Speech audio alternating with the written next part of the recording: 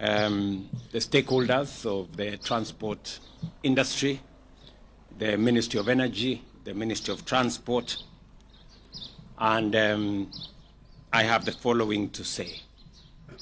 Over the past few weeks, many families, businesses, farmers, and transport operators have felt the pain of rising fuel prices. I fully understand the frustration and the burden this has placed on households and on the cost of living across the country.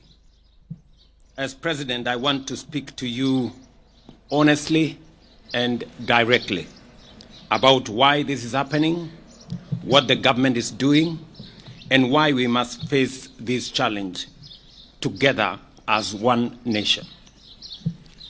The truth is this: Kenya is facing the effects of global fuel crisis caused by the ongoing conflict in the Middle East. This is not a crisis affecting Kenya alone. Countries across Africa, Europe, Asia, and the Americas are all struggling with rising fuel prices, fuel shortages, and disruptions in supply.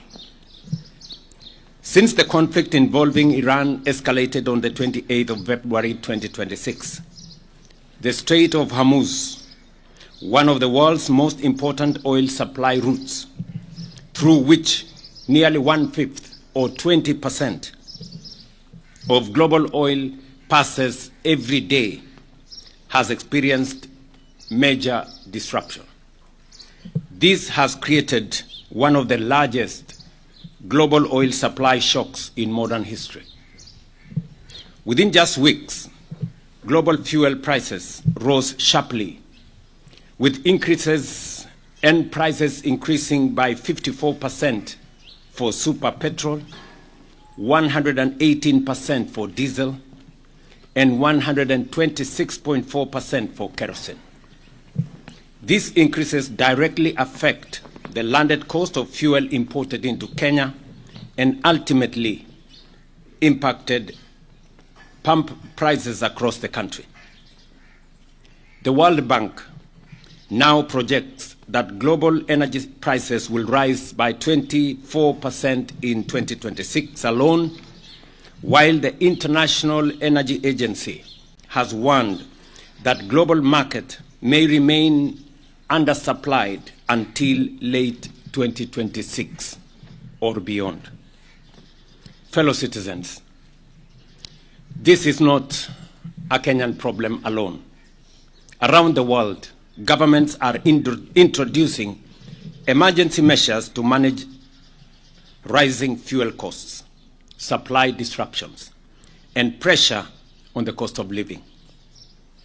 Some countries are now experiencing actual fuel shortages and rationing. Others have encouraged citizens to work from home in order to reduce fuel consumption, while some have reduced working days. Our priority as government has therefore been twofold. First, to ensure that Kenya continues receiving stable fuel supplies across the country. And secondly, to cushion Kenyans as much as possible from the full impact of this global crisis. Kenya imports all its fuel from the Gulf region. Therefore, when global oil prices rise, the impact inevitably reaches us here at home. The current fuel prices reflect the global reality. We recognize that these increases are painful and carry serious consequences for transport costs, food production, business operations, and the overall cost of living. I know that for many Kenyans, rising fuel prices are not just numbers at the pump. They reflect everyday life. They mean higher Matatu fares, a farmer paying more for transport of their produce to the market, a border rider worried about their daily earnings, a parent struggling to stretch their family budget, and a business fighting to remain afloat while protecting jobs. The government of Kenya has not stood by. We have undertaken several consequential interventions. First, through forward planning, using the Petroleum Development Levy and Fund, we have built strategic financial reserves to help stabilize the market during times such as this, without disrupting the broader economy as has happened in the past. To cushion consumers from the sharp rise in global oil prices, the government has used the Petroleum Development Fund to stabilize fuel prices. In the last two pricing cycles alone, that is April, May, and May-June 2026, the government has utilized 13.7 billion to cushion consumers. Secondly, working with Parliament, we have reduced VAT on petroleum products from 16% to 8%, foregoing Kenya shillings 14.4 billion in tax revenue in order to reduce pressure on Kenyan families and businesses. In the April-May 2026 pricing cycle, the government utilized Kenya shilling 6 billion in fuel stabilization and also forwent 6.41 billion in VAT revenue. In total, the government spent 12.45 billion on stabilizing during that cycle. That is April-May. We have spent a total of 12.45 billion to stabilize fuel prices. Because of this intervention, super petrol prices were reduced by 19 shillings and 67 cents, diesel reduced by Kenya shillings 40.25 per litre, and kerosene was reduced by Kenya shillings 115 per litre. Similarly, during the May-June 2026 pricing cycle, the government utilized another 7.7 billion for stabilization and forwent 8 billion shillings in VAT revenue. In total, during the current cycle, the government has spent 15.72 billion on stabilization for this month of May-June. As a result, super petrol prices were reduced by 15.87 shillings per litre, diesel reduced by 44.89 shillings per litre, and kerosene reduced by 78 shillings per litre. Just for context, without government intervention during this cycle, super petrol would today have retailed at Kenya shillings 230 shillings per litre instead of the 214. Diesel would be retailing at 277.75 shillings per litre instead of the current 232.86 shillings per litre. And kerosene would have retailed at 270 shillings per litre instead of the current 191 shillings per litre. Taken together, across April, May, and May-June 2026 pricing cycles, the government has spent a total of 28.19 billion on fuel price support through direct stabilization measures and tax relief interventions. These interventions have protected millions of Kenyans from even more severe economic hardship. I have further directed, after consultations with the leaders present here from the transport sector, and we had many hours of consultations with them yesterday. I have directed that in the pricing cycle, next pricing cycle, we are going to further reduce the price of diesel by a further 10 shillings for the June-July cycle to help stabilize pump prices and provide additional relief to consumers. Thirdly, through the government-to-government fuel supply framework, we have secured guaranteed fuel supplies despite global supply chain disruptions, ensuring uninterrupted fuel supply availability across the country. The arrangement has stabilized fuel pricing compared to the old spot market system, where prices fluctuated sharply every month. Before the G2G arrangement was introduced in 2023, oil importers faced intense pressure to secure US dollars within short timelines, driving rapid depreciation of the Kenya shilling and threatening fuel supply stability. By easing pressure on foreign exchange demand and ensuring predictable supply terms, the framework has protected the economy during the crisis as the one we have now. Without it, the country's situation, I tell you, would be much worse. And I want you people to talk to oil marketers.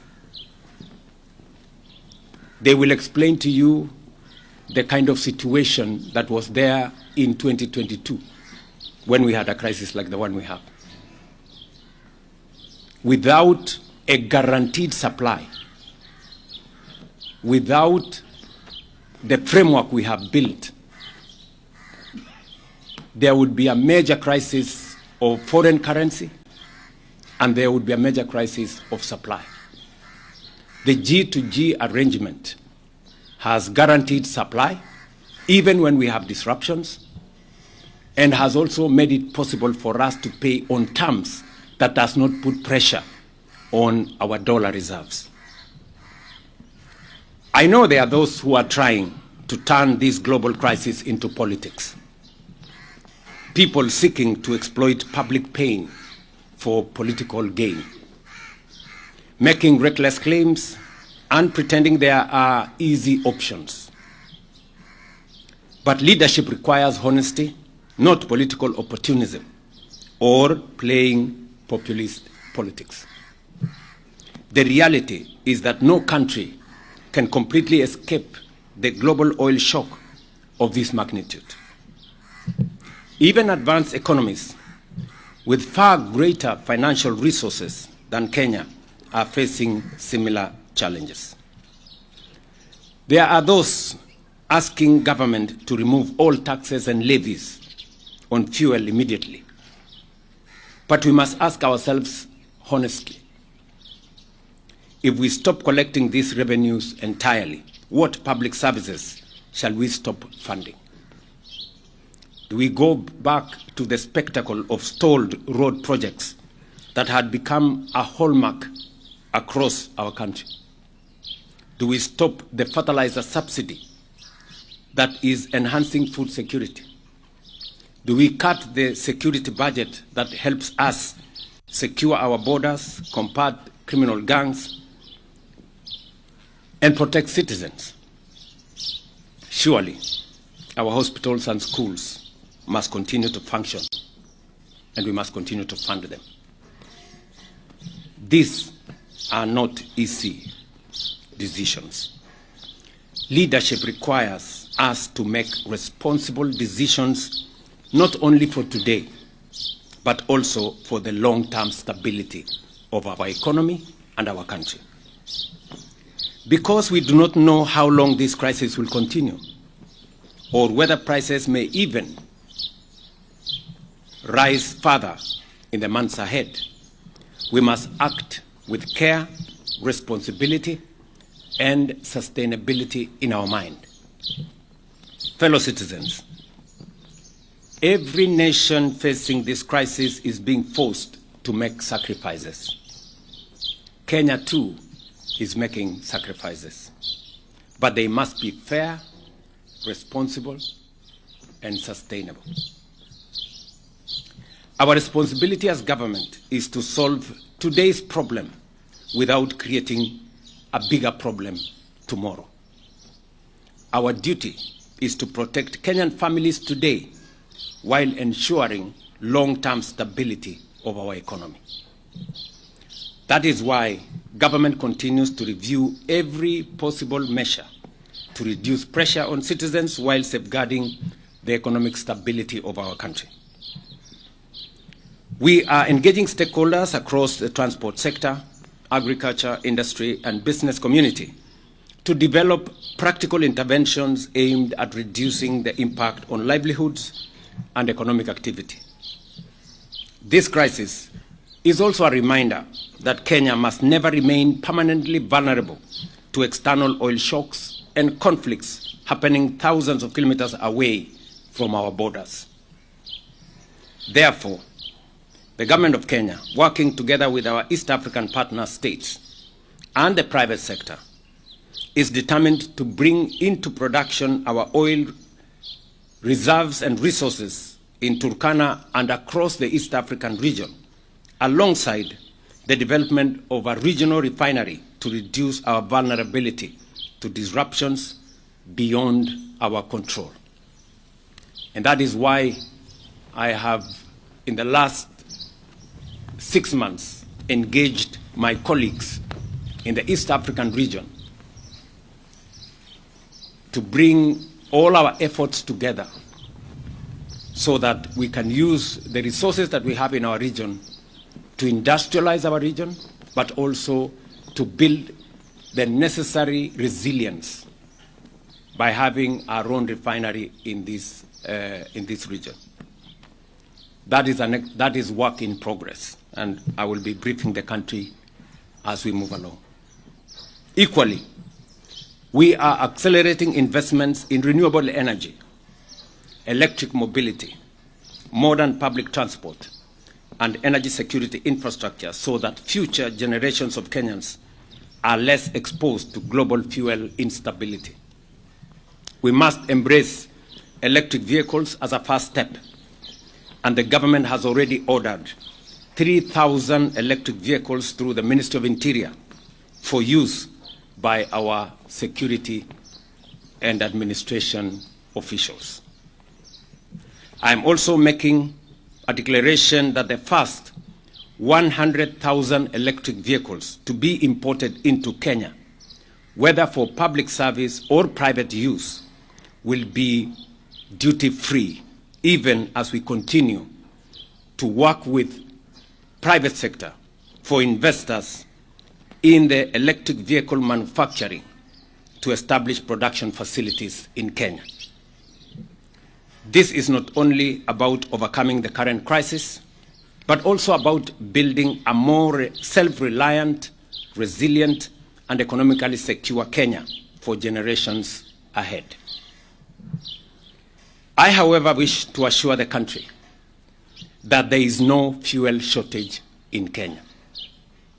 Through the government-to-government framework, under which international oil suppliers are contractually obligated to maintain consistent supply, the government is taking all necessary measures to ensure continued, uninterrupted supply and stability in the market. Fellow citizens, this situation is not permanent. We have overcome many challenges before, including droughts, floods, terrorism, and the COVID-19 pandemic, including other global shocks. Each time, we prevailed because we stood together as one people. I therefore ask all Kenyans to remain calm, patient, and united. To every mother worried about tomorrow's food prices, every worker wondering how they will afford transport to work, every trader struggling to keep a small business alive, and every young person anxious about the future, I want you to know that the government of Kenya, your government, sees your struggle and stands with you. To our transport operators, drivers, and logistics workers, some of them represented by the leadership here, we hear your concerns. We respect the important role that you play in keeping our economy moving, and we will continue engaging you to find practical solutions. No Kenyan should feel abandoned at this point in time. And so, after extensive consultations with stakeholders across the transport sector, a number of critical concerns and proposals were raised regarding livelihoods, operations, and sustainability of the industry. Consequently, the government has agreed on the following measures. The Ministry of Transport will engage financial institutions and the banking sector to provide a platform for transport operators to address the financial challenges arising from the current crisis, including the possibility of temporary relief on lending terms within the sector. Many of the good people standing behind me have vehicles, transport vehicles on loan from some of the financial institutions.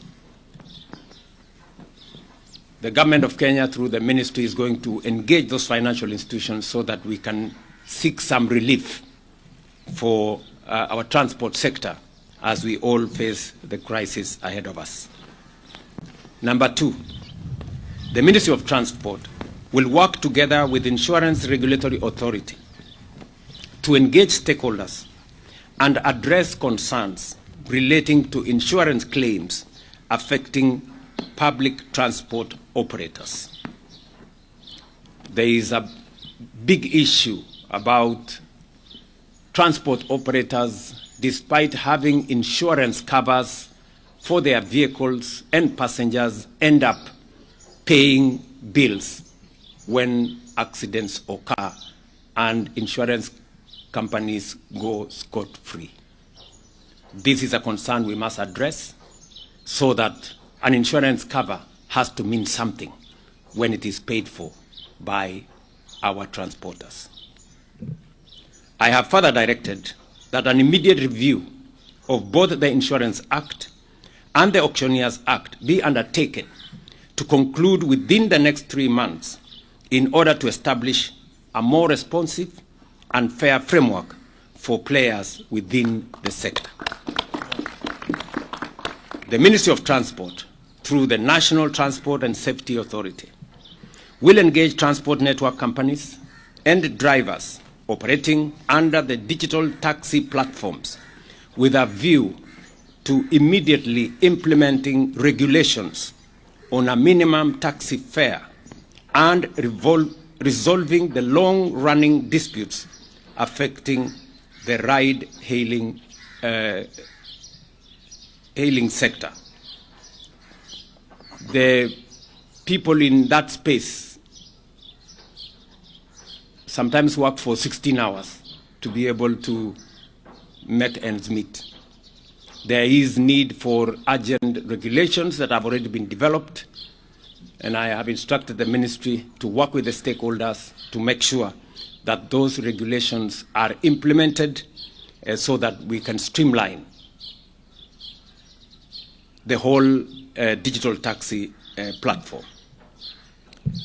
Recognizing the important role of creativity and self-expression within our transport culture, I have also directed the NTSA to facilitate an enabling environment for Matatu operators to continue utilizing artwork and graffiti on their vehicles in a manner that upholds safety and respect for other road users.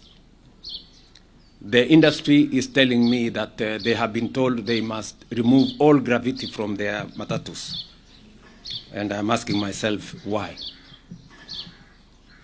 the government will continue engaging stakeholders across the transport sector to develop practical and sustainable solutions that protect livelihoods and support economic activity. I therefore ask all Kenyans to remain calm, patient, and united. Let us reject division, fear, and misinformation.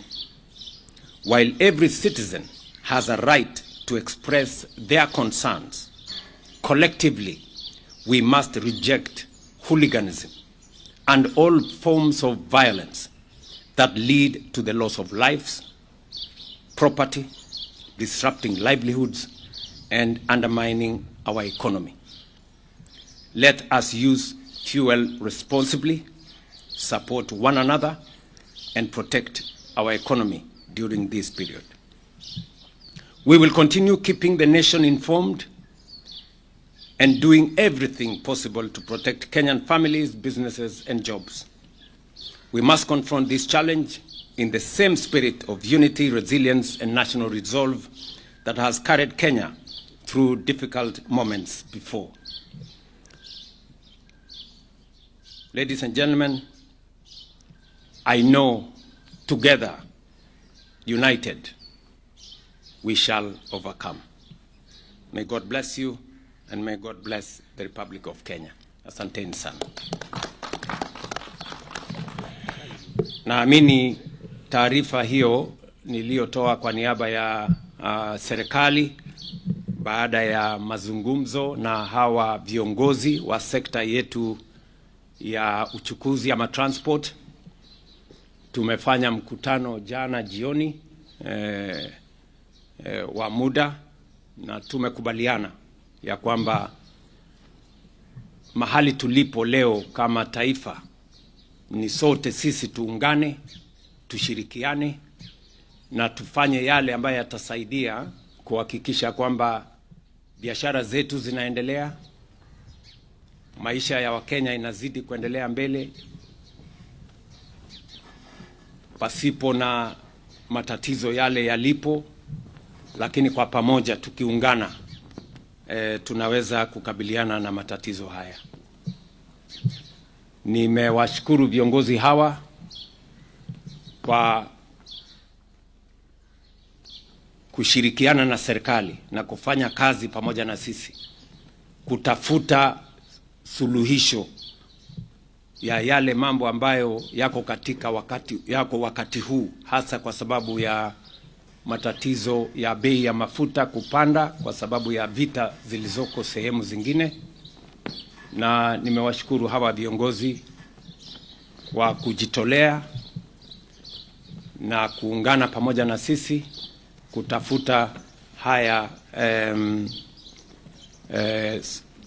interventions ambayo tumekubaliana pamoja na wao. I want to thank the leadership here of the transport sector for their patriotism and believe that when we meet together, we can always find solutions for the challenges that we face as a nation. And therefore, thank you very much to all you guys, to the ministers who are here, who have engaged on this matter. And as I have said, we will continue to inform the country as we take steps. We are also pursuing dialogue and diplomatic means in the international community to try and bring this whole situation to a stop so that we can continue our lives. And we are hopeful that the days to come are going to be better than where we are today. So asanteni sana. Sijui kama ndugu zetu, somebody wants to say something? Thank you very much, Your Excellency. Ours is to say that I would like to first start by apologizing to the country for the time that we went on strike. Ours, we said the vehicles stay at home, but we realized goons infiltrated and some maybe political interests came in and people lost their vehicles people lost schools were vandalized and other institutions. That was not us, and that's why we saw it best to go for negotiations. And as a result of the negotiations, His Excellency has been kind enough to give us what we've cried for since independence, the review of the insurance. So I will not dwell to what the Excellency talked about. The auctioneers, everybody who has a vehicle knows what is happening to us. We've lost more than enough. People have died because of stress and pressure. Na yetu ni kushukuru kwa sababu we've moved a step in the best direction as an industry. Lastly, there were many things that we discussed. We've been given CS for transport, so that we go and complete all the other pending issues. We've maybe he did not have enough time to talk about it, His Excellency, but the buses were being disturbed, and they have been waived from going to way bridges, okay, and many other things. So ours is to say that we go to work, and we hope that by the next cycle we will get even better than the 10 shillings. So thank you very much, Your Excellency. Thank you, His Excellency, the President of the Republic of Kenya. As the transport sector, we are happy with what you've come up with, and we are going to support the government. The government belongs to us. We want to thank the Governor of Nairobi, because we know that the County of Nairobi lost a lot of money, and we agreed with him that we have to work together to make sure that everything is going to work. So we want to thank the government. We want to thank the President. We know he has sorted out a lot of our issues, which has been pending for long. The issue of 14-seater within Nairobi, Mombasa, he has sorted it out. We know very well within Mombasa we do not have new vehicles, we have old vehicles. We know what has been happening. Our people has been taking vehicles from Somali and Tanzania, the old vehicles, to bring them here. They are not paying duty. So we welcome that, His Excellency. We are going to work with your government. We, all of us, we are Kenyans. We want peace in this country, and we want to be united so that we can move forward. When the President talked about Singapore, to me, I've seen it's a reality. So let's put politics aside. Politics will come 2027. Let's build our country. Thank you.